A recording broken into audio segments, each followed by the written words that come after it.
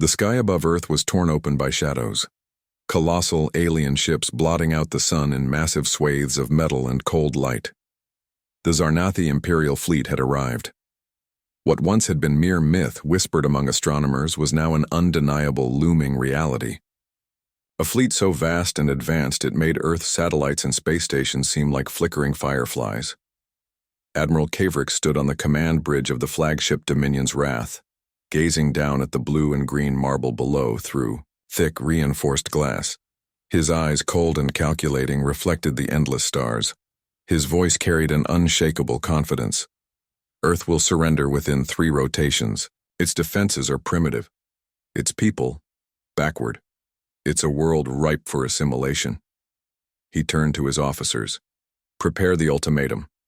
Let them know the Empire's mercy is conditional and swift. The officers nodded, accustomed to victory.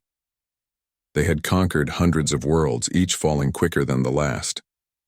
Earth was an unknown, yes, but a simple one. A few token displays of force and the planet would kneel. Half a world away in Washington, D.C., the news crackled through emergency broadcasts. The president's voice was steady, but strained. Citizens of Earth, the Zarnathi Imperial fleet has arrived in our system. This is not a drill. I urge calm. Governments worldwide are coordinating a response. In the shadow of the Capitol's dome, Colonel Elena Vasquez stared at the flickering holographic map on her desk. The data stream showed incoming fleet trajectories, enemy vessel classifications, and weak points. 3 rotations, she muttered bitterly. They think we're a joke. Across the city, in a cluttered apartment stacked with servers and screens, Marcus Liang, a cybersecurity expert and former hacker, was pulling code from 1,000 dark web sources. His fingers flew over keyboards. If these bastards think they can just waltz in, they've got another thing coming. Outside, the streets hummed with panic and disbelief, but something deeper stirred, an unspoken defiance. As the ultimatum was drafted, Admiral Kaverick's flagship launched sleek, silver drones toward Earth's surface. They blotted out like swarming locusts sweeping over capitals, industrial centers, and communication hubs. The drones broadcast a simple message in every known Earth language. Submit to the Empire. Resistance will be annihilated. Surrender, now. In London, Paris, Beijing, and Rio, citizens froze, some in shock, some in fear. But in many places, humans did not cower. They stared at the skies, eyes burning with stubborn resolve. In Nairobi, a small militia gathered quietly in the shadows of the sprawling cityscape. Led by Amara Okoro, a former Special Forces sergeant, they were a ragtag group of survivalists, tech scavengers and idealists. Let them come, Amara said. We don't give up. We fight. The Imperial sensors pinged anomalies. The drones returned with reports of hostile fire. What? Kaverick's voice was sharp. From humans with primitive weapons? Yes, Admiral, his science officer replied. Our probes were shot down near the Rift Valley. The humans used coordinated sniper fire and improvised explosives. Kaverick's cold smile thinned. Underestimated again. This is unexpected. On the ground, Marcus grinned as his code overloaded drone systems, sending dozens crashing into the ocean and cities. Let's see how your fancy AI handles this. Meanwhile, in the orbital command center, the humans' new detection array spotted something else. Strange energy readings from a network of underground installations beneath Siberia. Old Cold War bunkers retrofitted with unknown tech. Elena's team worked feverishly. Whatever they're hiding down there, it's not just guns and bombs, she said. It's something the Empire didn't anticipate. Back on the Dominion's Wrath, Kaverick's paced. The next move had to be decisive. Prepare to bombard unpopulated zones near major cities, he ordered coldly. Let this be a warning. As thunderous explosions rocked the outskirts of New York and Shanghai, humans watched, hearts pounding. But not breaking. We will not break, Amara told her team, her voice steady. This is just the beginning. The fleet's arrogance met a stubborn, unyielding spirit. Kaverick stared down at Earth's glittering surface one last time before sending his emissaries. They will bow. They have no choice. But somewhere beneath the rubble of a bombed-out city, a small group of humans armed with nothing but grit and makeshift tech, prepared to rewrite the rules of conquest. The Imperial envoy ship hovered just above the surface of the sprawling ruins of downtown New York, its polished obsidian hull gleaming against the smoky sky. From the ship's open hatch, a towering Zarnathi officer stepped forward. Ambassador Krevlar, his scaled skin glistening faintly in the twilight. In his hand he held the ultimatum. People of Earth, his voice boomed, amplified to reach the scattered survivors and resistance fighters hiding among the rubble. Submit to the Zarnathi Empire. Your resistance is futile. Surrender your leaders and weapons. Bow to the inevitability of Imperial rule and mercy will be granted. Below the crowd was a mix of civilians, soldiers, and fighters, all watching with steely eyes. A crackling broadcast reached every corner of Earth, and the answer was unanimous. Across the planet, in every major city and hidden bunker, humans refused. Instead of surrender, the message returned. A broadcast sent worldwide from a commandeered satellite, a chorus of human voices united in defiance. We did not ask for your invasion. We did not want your war. But if you come for us, we will fight. Come and see what humanity truly is. The broadcast was not just words, it was a rallying cry. In every city, factory, and farm, people prepared. Weapons were gathered, cyber defenses were reinforced, and unknown alliances formed overnight. In Washington, D.C., Colonel Elena Vasquez watched the feed, her face tight with determination. This is no longer just survival, she told her staff. This is a war for our species. They think we're weak. We will show them we're not. In the underground resistance center in Nairobi, Amara Okoro sharpened her rifle. We'll make them regret every step they take on our soil, she vowed. Meanwhile, Marcus Liang sat in his basement lair, fingers flying over his keyboards. They haven't met us yet, he said, and that's their first mistake. Imperial commanders were stunned. 3 days into the occupation, the drone sweeps returned with more than just fire. They found humans fighting back with coordination, technology, and tactics far beyond any data in the Imperial archives. Scout teams sent into the ruins of cities were ambushed by squads wielding scavenged laser rifles and EMP grenades. Imperial walkers collapsed under homemade minefields. Communication networks were hacked and rerouted to confuse the invaders. Kavrix clenched his fists on the bridge of Dominion's wrath. How are they doing this? He demanded. Their technology has evolved, his chief science officer replied. They have developed countermeasures, improvised but effective, and their tactics, unpredictable. Unpredictable? Kavrix spat. We have the superior fleet, superior weapons, and superior minds. There is no unpredictability that can overcome Imperial might. But doubt flickered behind his eyes. In a ruined Parisian subway station, a group of resistance fighters, humans and alien defectors from other Imperial worlds, gathered to plan their next move. We hit their supply lines here, said a grizzled former Imperial soldier named Kyle. Cut off their reinforcements. Force them to fight on our terms. Tia, humans nodded. Their strength was in adaptation and unity. Unlike the Empire's rigid command structures, Earth's resistance was fluid, evolving by the hour. On the night side of Earth, Marcus led a cyber attack that stunned even the hardened resistance fighters watching over his shoulder. Using hijacked Imperial frequencies, he broadcast a looped hologram of Earth's wildlife. Images of forests, oceans, and sprawling cities untouched by war. The message was clear. Earth was worth fighting for. Simultaneously, the drones monitoring, his signals went dark, one after another, their systems fried by a cleverly designed virus. But it was not just technology. Across the globe, stories emerged. A factory worker who commandeered an exosuit from a scrap heap to shield children fleeing a bombing, a scientist who synthesized antidotes from wild plants, and a group of miners who rigged underground tunnels to collapse on advancing troops. Humanity was not just fighting with guns and machines. They were fighting with heart, with sheer will. The Empire began to lose ground, or at least to stop gaining any. Imperial officers reported that morale was cracking among ground troops. Fear, whispered a young officer to Kavrix during a command briefing. The humans fight like cornered wolves. Kavrix's face hardened. If they think this will stop us, he growled, they don't understand the Empire. Yet even as Kavrix ordered brutal reprisals, bombing raids on civilian zones, scorched earth tactics, and mass arrests, the human resistance grew stronger. In one daring mission, Amara's team infiltrated an Imperial munitions depot in the Sahara, destroying supplies and capturing rare weaponry.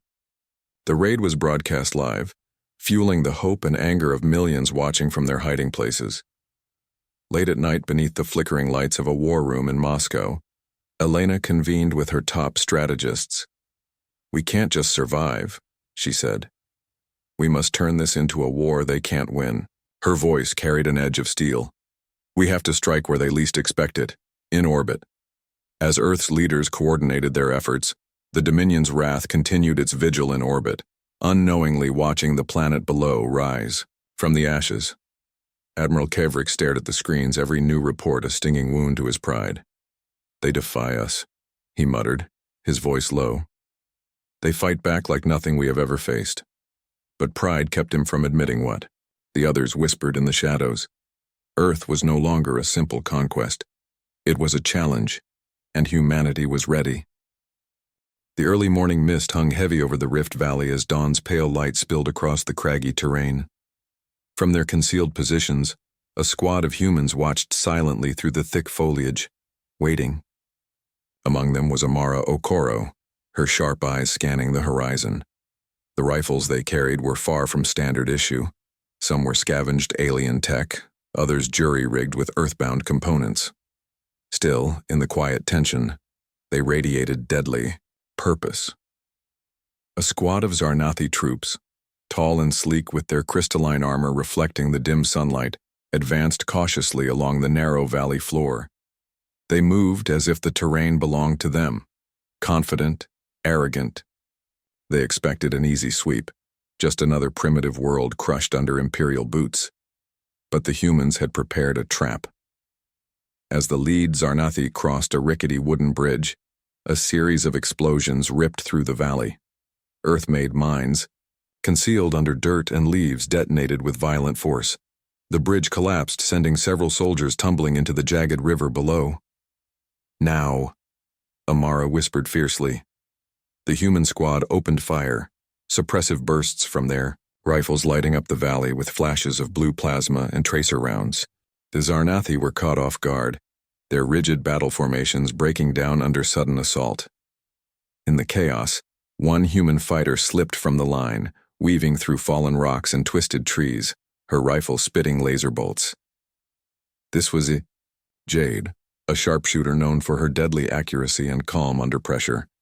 She took aim at a commanding officer, a figure clad in heavier armor, barking orders to regroup.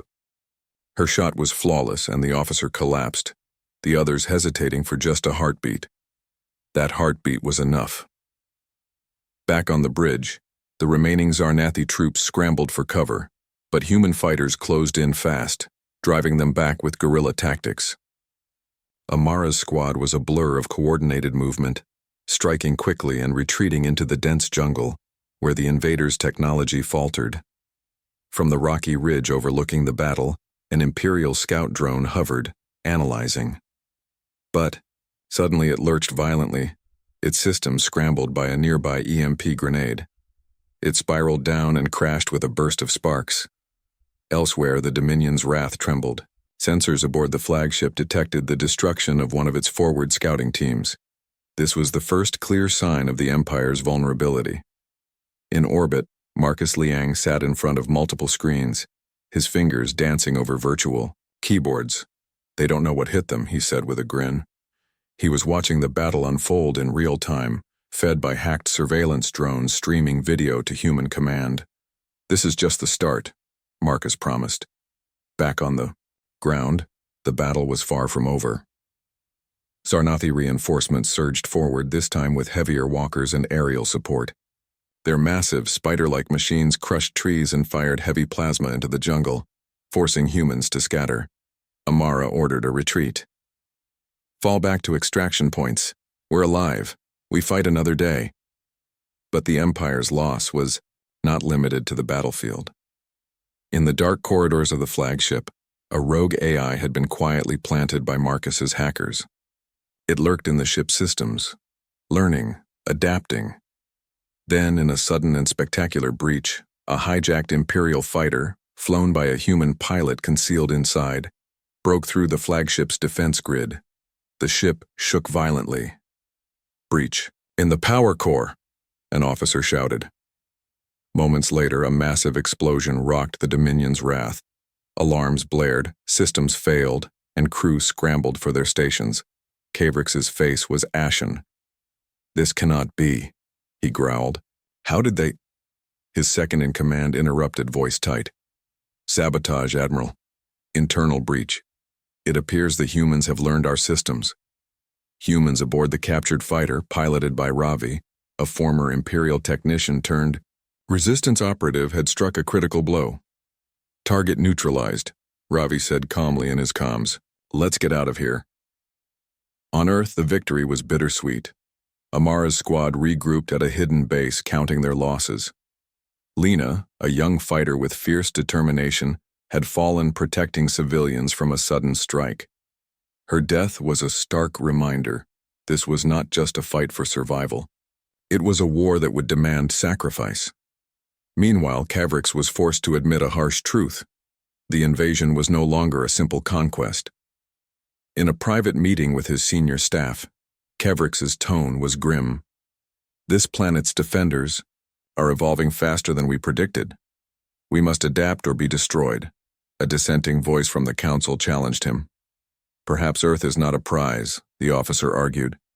"Perhaps it is a warning." Cavrix silenced him with a glare.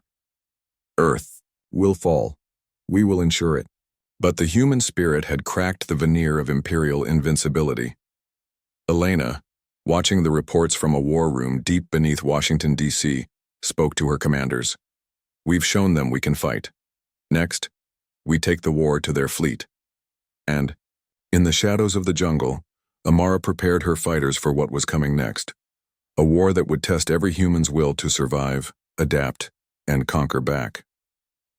Earth was no longer a planet of cities and countries. It had become a planet of battlefields, shadows, and whispered hope.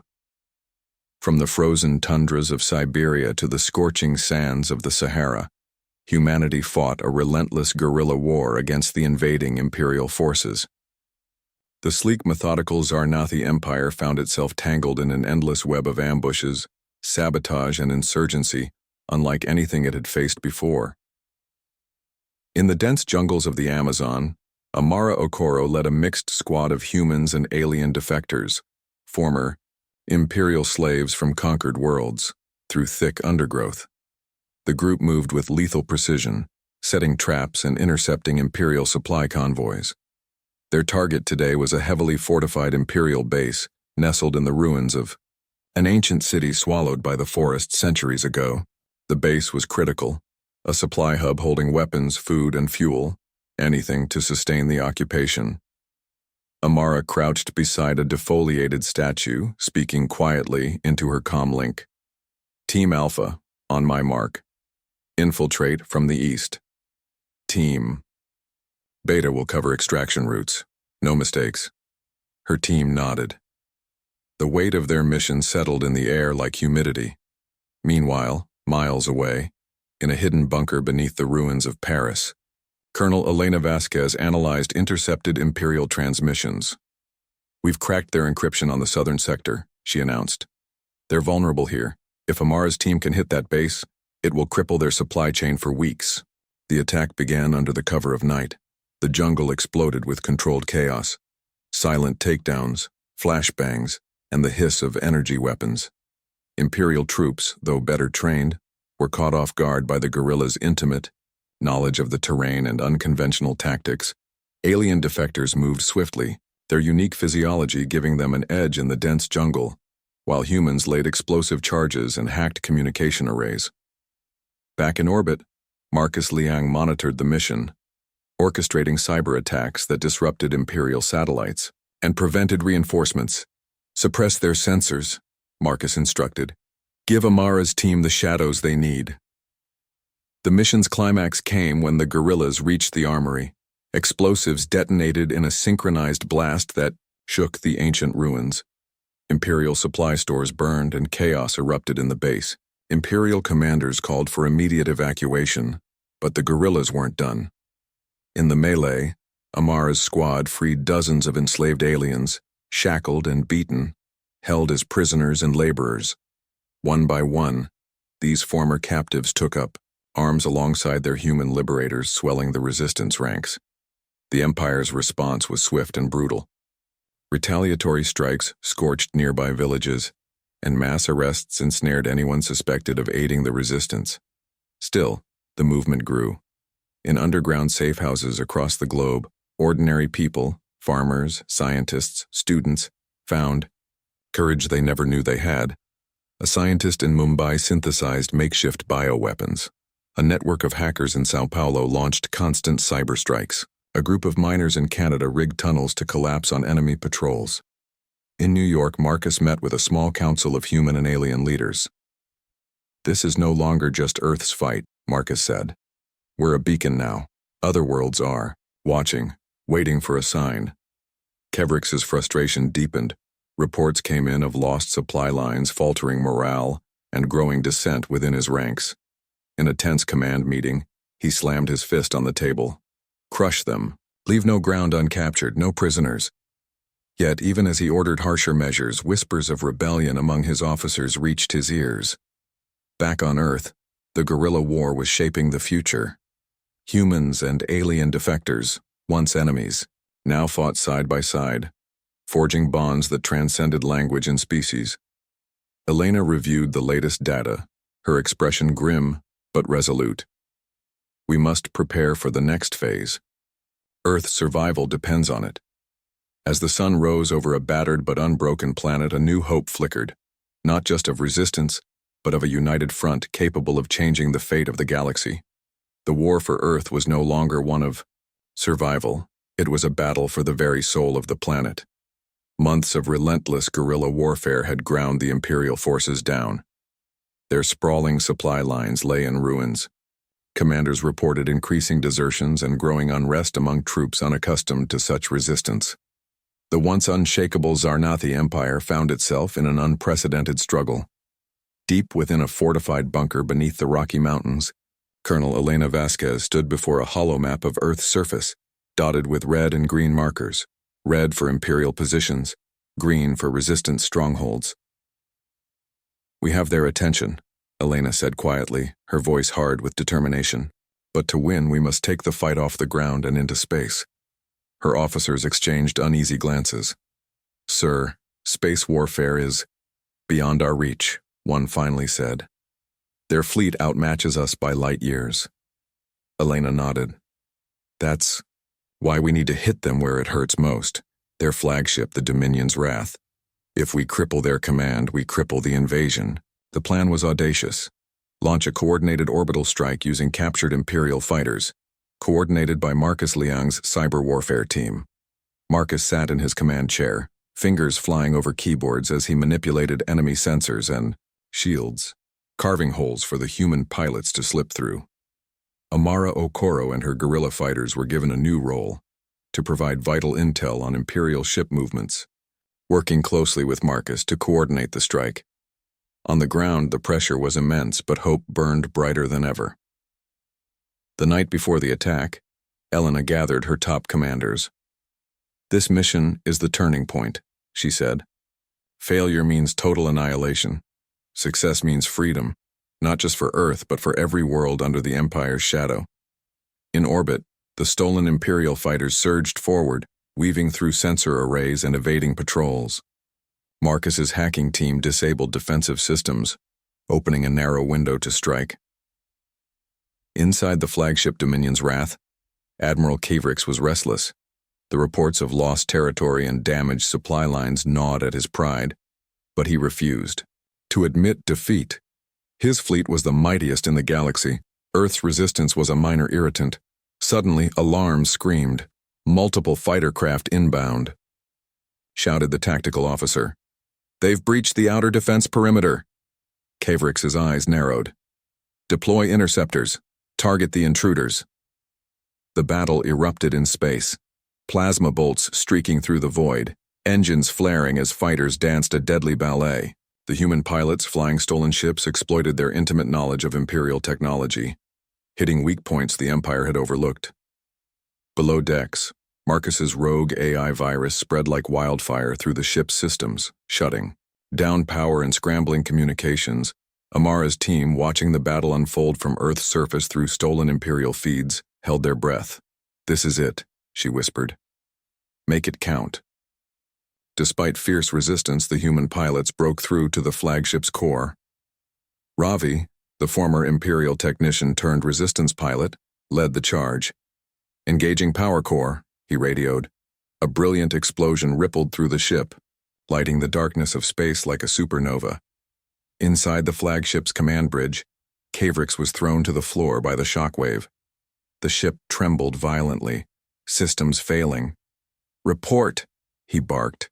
The tactical officer was grim. "Critical. Damage to the core, Admiral. We're losing control." The Dominion's wrath began to drift, its massive frame crippled and vulnerable. Across the globe, celebrations erupted. News broadcasts showed the smoking wreckage drifting silently in orbit, a symbol of Earth's resilience and newfound strength. But the victory was hard-earned. Amara mourned her fallen comrades, and Elena knew the Empire would retaliate with even greater fury. In a secret Imperial War Council, Kavrix's superiors demanded swift retribution. But Kavrix, humiliated but unbroken, promised a final campaign to crush Earth once and for all. The war had turned. Earth was no longer just fighting to survive, it was fighting to win. The crippled Dominion's wrath drifted like a wounded beast in Earth's orbit, a stark monument to a humbling defeat. But the Zarnathi Empire did not accept failure lightly. Deep in the Empire's war chamber, High Command convened.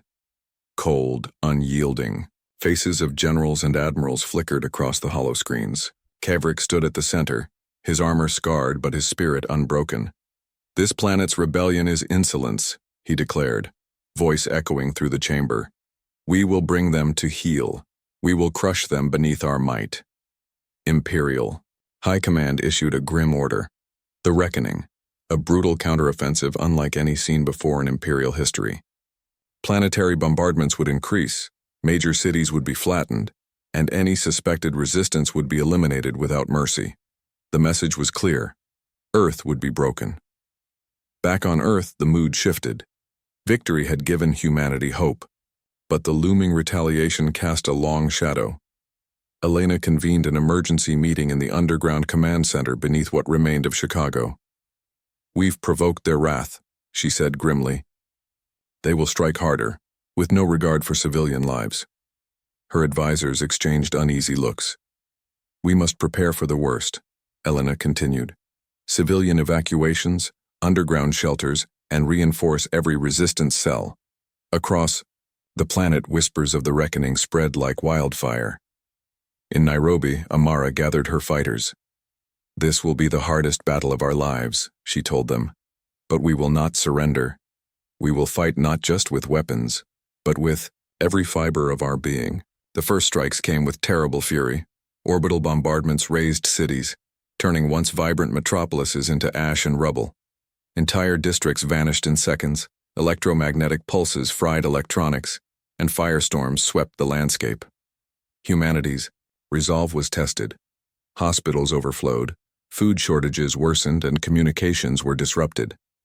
Yet, amidst the devastation, acts of bravery shone brighter than ever. In a shattered school-turned-hospital in Sydney, a young medic named Sarah tirelessly treated the wounded, refusing to abandon her post even as bombs fell around her. In the ruins of Moscow, a group of engineers worked day and night to restore power to a critical resistance hub, risking patrols to keep hope alive. Marcus's cyber warfare teams went dark, forced underground, but their attacks grew more desperate and more effective. Hacking into Imperial networks, they spread disinformation, disrupted supply chains, and incited rebellion. On other occupied worlds, Caverix, furious but calculating, ordered a new weapon deployed, a terrifying experimental superweapon designed to annihilate entire regions in seconds. The Resistance dubbed it the Scythe. Rumors spread of cities reduced to glowing craters and entire populations vaporized instantly. Amara and her squad were dispatched to infiltrate an Imperial research facility rumored to be developing the Scythe's power core. The mission was nearly suicidal, but vital. Under cover of darkness, they slipped past patrols, avoiding detection through cunning and stealth. Inside, they found horrors. Human prisoners used as test subjects, twisted by alien technology. Amara's squad fought desperately, destroying data cores and sabotaging machinery. They barely escaped. As alarms blared, Imperial reinforcements flooding in. Back on Earth's surface, Elena received word of their success. It was a small victory, but a beacon of hope, yet the war was far from over. Caverix vowed to escalate the campaign, his obsession with crushing Earth growing darker by the day. In the Empire's darkest chambers, the High Command debated whether Earth was worth the cost. Caverix stood firm. This is not just a war, he insisted. This is a message to all who would defy the Empire. On Earth, the Resistance braced for the storm to come.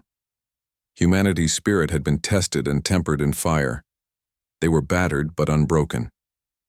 As cities burned and hope flickered, the fight for Earth became a fight for the future of all freedom in the galaxy. The war had hardened Earth's defenders, but it had also forged unlikely bonds. In the ruins of what was once Berlin, Amara Okoro gathered with leaders from the various alien defectors, those brave souls who had escaped Imperial bondage and now fought alongside humanity. They had once been enemies. The sleek Zarnathi, the amphibious Velrica, the insectoid, Shalthak, each with their own pain and scars from Imperial conquest. Now they were comrades. We have been enemies, Amara began, voice steady despite the weight of history. But we share a common goal: freedom. Across the room, Kalen, a former Zarnathi officer turned rebel, nodded solemnly. The Empire took everything from us.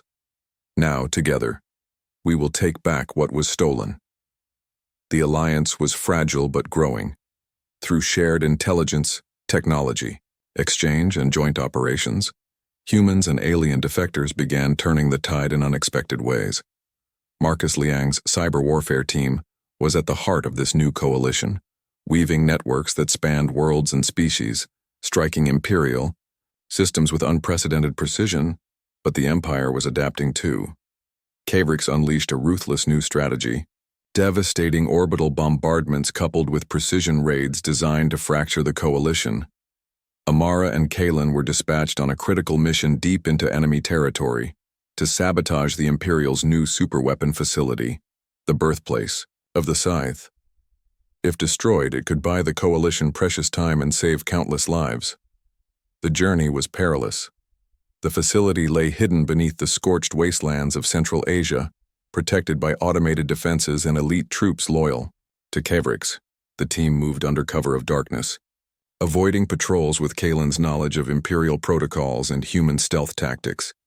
Inside, they found the scale of the operation chilling, massive machines humming with destructive power, and scientists, some coerced, others fanatical, working tirelessly.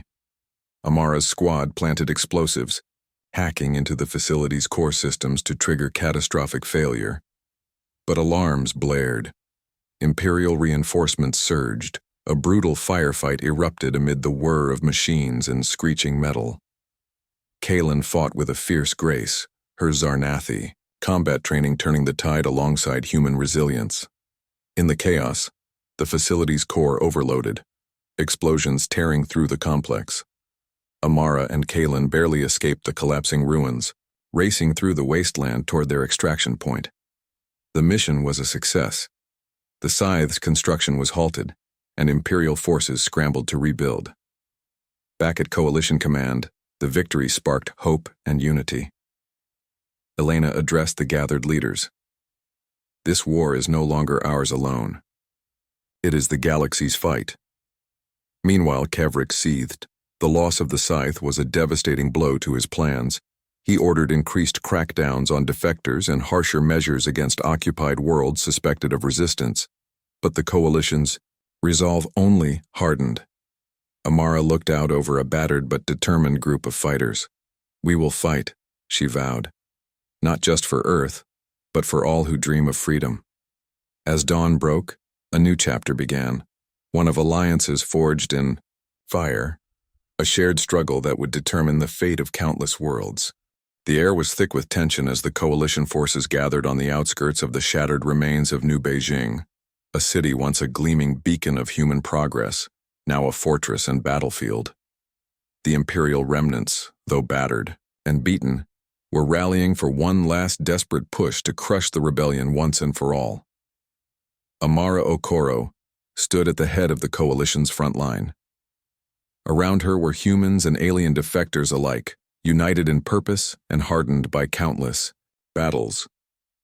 Beside her, Kalen, the former Zarnathi officer, checked her weapon with quiet intensity. Marcus Liang monitored the orbital feeds from a makeshift command station nearby, coordinating cyber attacks and fighter sorties. This is it, Amara said, voice steady despite the gravity of the moment. The Empire will come at us with everything they have. But we are not just fighting for survival, we're fighting for freedom for every world under their shadow. Her words rippled through the ranks, igniting a fierce resolve. Above the planet, the Dominion's Wrath, the once proud flagship, now heavily damaged and tethered to a massive repair station, loomed like a wounded leviathan. Imperial fighters swarmed the skies, scrambling to protect their last bastion. Kevrick's voice crackled over the Imperial comm channels, cold and commanding. This is the final hour. Earth will fall, or we will die trying. The battle began with a thunderous exchange of fire. Coalition fighters darted through the Imperial fleet, exploiting every weakness Marcus's cyber team exposed. Energy beams sliced through hulls, and the deafening roar of engines filled the void. On the ground, human and alien forces stormed Imperial fortifications. Explosions lit the night as guerrillas engaged in brutal close-quarters combat.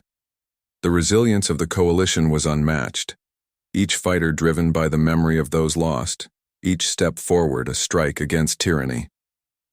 Amara's squad spearheaded the assault on the Dominion's Wrath's orbital control tower, a critical node that, if captured, could cripple the Empire's ability to coordinate their fleet.